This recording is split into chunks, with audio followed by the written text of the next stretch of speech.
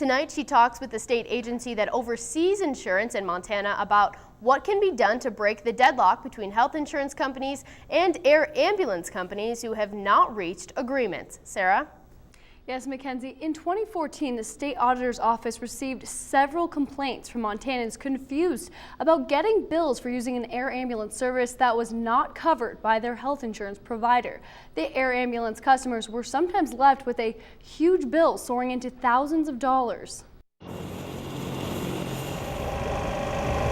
In one instance, a $70,000 bill, and it becomes very emotional, and we become very passionate. This is an example of just one of the cases that State Auditor's Office Chief Legal Counsel Jesse Laslovich has seen. Many people come to his office looking for answers as to why their insurance did not cover their emergency life flight service.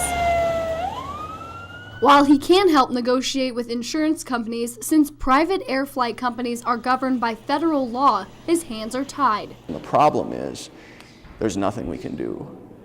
Because we're totally at the mercy of the air ambulance provider. There are 75 air ambulance companies in the U.S., 13 of which serve Montana.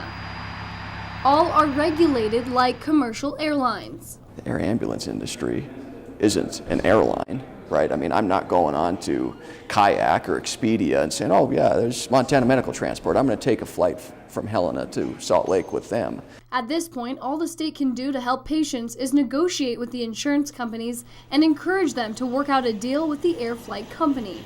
Here are the consumer's financial circumstances. Can you give them a break? Sometimes we're successful and sometimes we're not successful, and when we're not successful, that's what's most frustrating.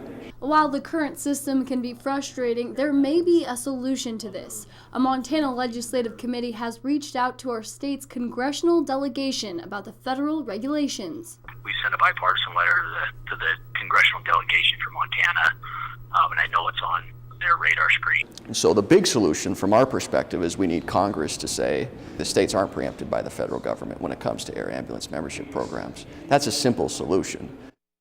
Although the state auditor's office is restricted in what they can do because of federal regulations, they have been able to help some Montanans with insurance issues in air ambulance cases. So if you encounter problems, it's worth contacting the agency for help, and you can find more information on our website.